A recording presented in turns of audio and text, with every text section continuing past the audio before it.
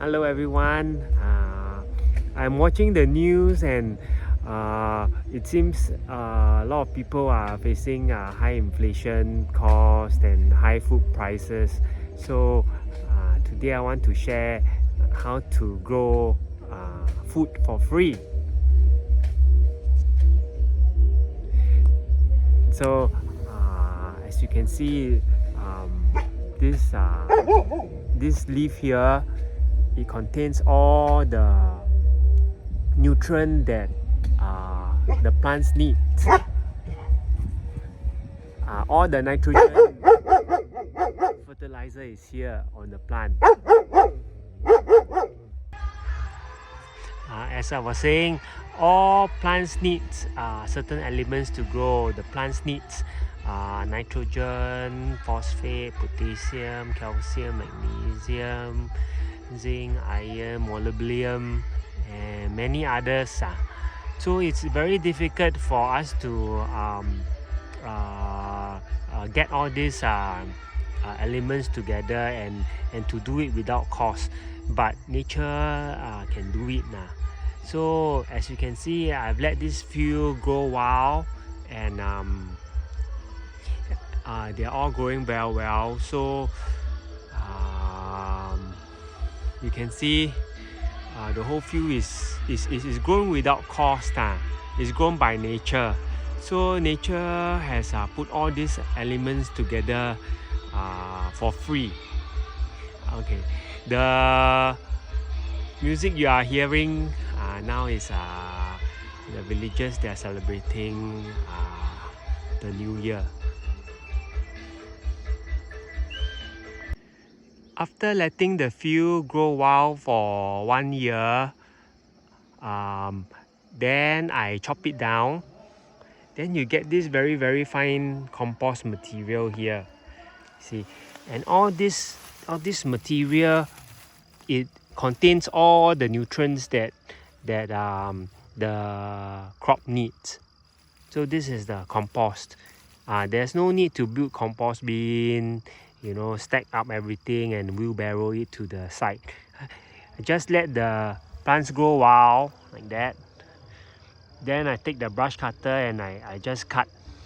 Then it just fall into the ground like that. Then is the compost material. So as you can see, I've now here planted sweet potatoes. They are all growing very well. As you can see, there's no nutrient deficiencies in the leaves. They are all growing very well, very nice and green and healthy. You can see.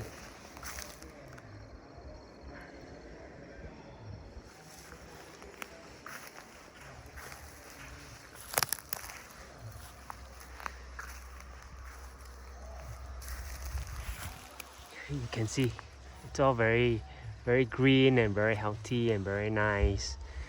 Yeah, so just by this row of sweet potatoes, I'm self-sufficient in sweet potatoes already. So and all these sweet potatoes is grown without cost, because the fertilizer, all this compost is for free, grown by nature. I just chop it down, and when it start to rot, it will release all the organic fertilizer. There's no need to go and buy chemical fertilizer. There's no cost. So all these sweet potatoes are grown without cost. Before I show you how to grow in a small scale in pots, I like to show you how nature fertilizes naturally. So as you can see here, on this piece of ground there is like pieces of dead wood, and you can see there's dead leaves. Yeah, and you can see that this piece of wood, the termite is starting to eat it slowly, and it is slowly releasing the woody material onto the ground slowly. And the leaves, they are when it start to rain, it will slowly start to decompose, and it will release the nutrient. So this is how nature fertilizes. So as you can see here, this area is growing very well. There's no rain since the beginning of October until now. End of December is around 2.5 months. So without water, you see this place is thriving. So this is how nature fertilizes itself.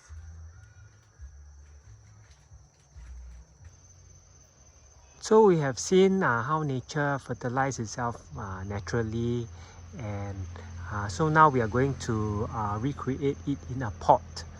I'm using this cook bottle so that you can see the layers. So in this cook bottle, there's just soil, clay soil with 5 to 10% of sand, river sand. So the river sand, you have to mix in the river sand so that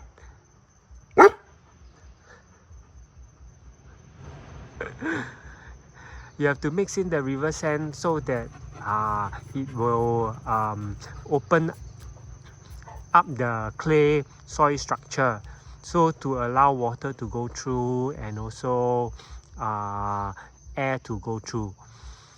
You have to be careful not to put too much sand, or else the soil will be easily dried out. So 5 to 10% is a good amount. So here we have some thick wood sawdust. This will mimic the wood that you see just now on the ground. So this is thick wood sawdust. And over here we have the green material, the leaves. So you can just take any green material, as long as it's green. It's fine. You can see I take some grass and some dried leaf. Dried leaf is also considered as green material. And this is just chopped up the grass and the dried leaves. Now we are going to add about 1 centimeter of wood on top of the soil. So I'm adding 1 centimeter.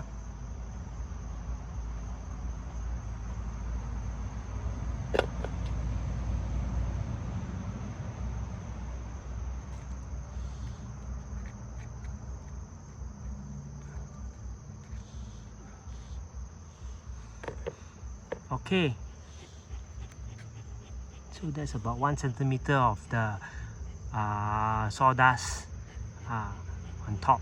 It is important not to mix the sawdust with the soil. If not, the soil nitrogen will try to use up all this nitrogen to break down this woody material, and your plants won't get the nitrogen. Your plant will be like yellowish and it don't grow well.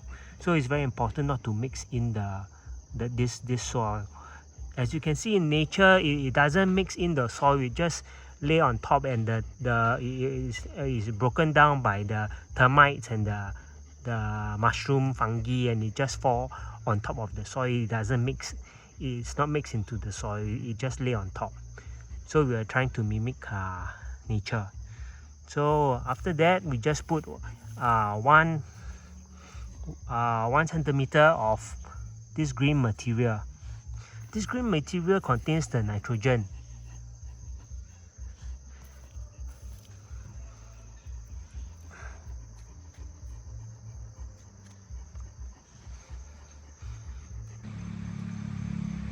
So as I was saying, this green material will provide the nitrogen as it decomposes, as you add water, and over time it will decompose, and it will give the nitrogen to decompose this brown material, this woody material, which contains the calcium for the plants, and it will feed your plants.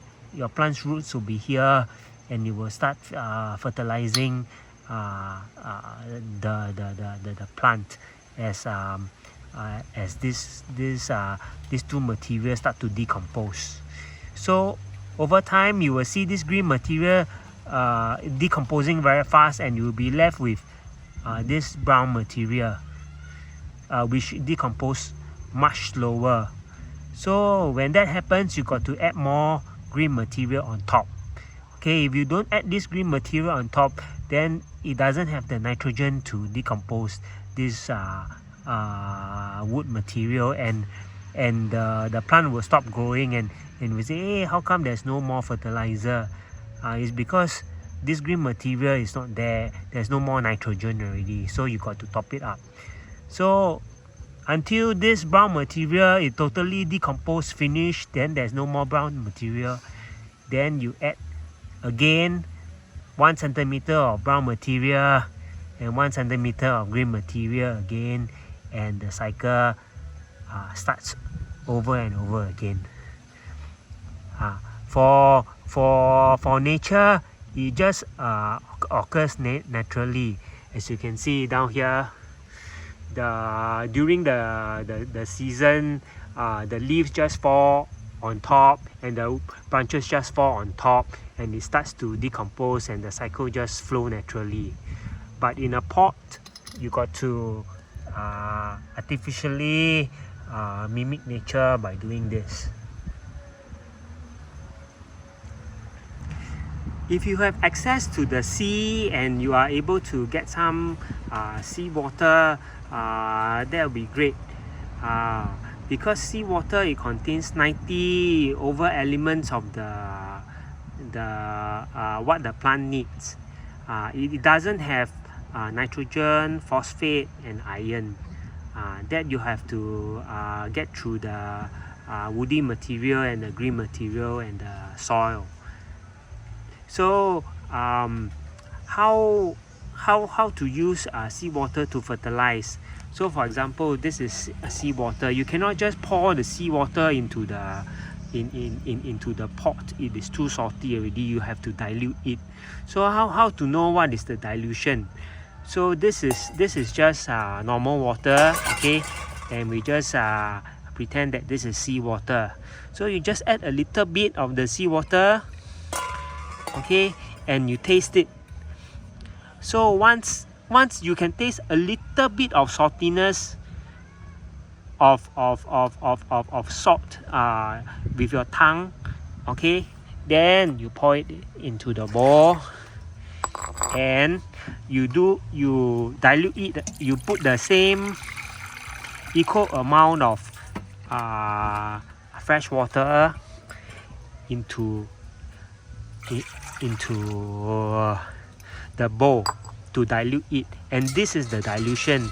And this dilution, it contains 90 over elements that the plant needs, but it don't have nitrogen, it don't have phosphate, and it don't have iron, which have to be found in the soil and in this woody material, in the green material, and in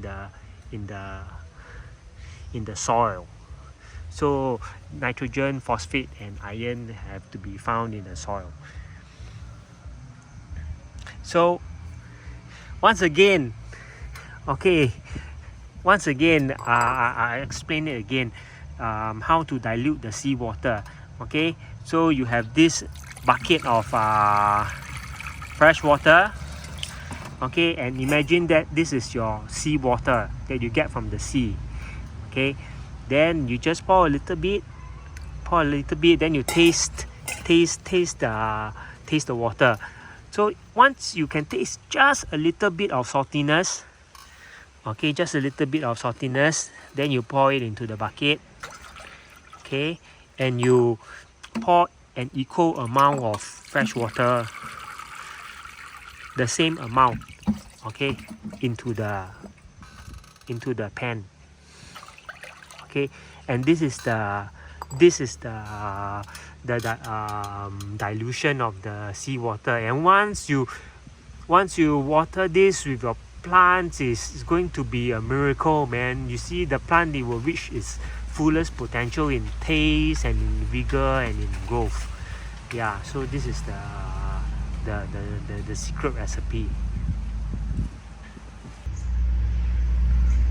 When watering your plants, it is very important not to overwater it. You only need to water it when the top 1 inch of soil is starting to get dry. Okay, because you need this a little bit of dryness in the soil so that the oxygen, the air can go into the roots. If not, if it's always saturated with a lot of water, then the roots can't breathe and it will drown. So as you continue to take care of your plants, then slowly it will grow into a nice plant, whether it is flower or whether it is vegetables for food. So now you know how to fertilize the plants organically. So now you know how to grow food for free, and you know how to make your own organic fertilizer. I just want to wish you a happy, safe and peaceful 2023.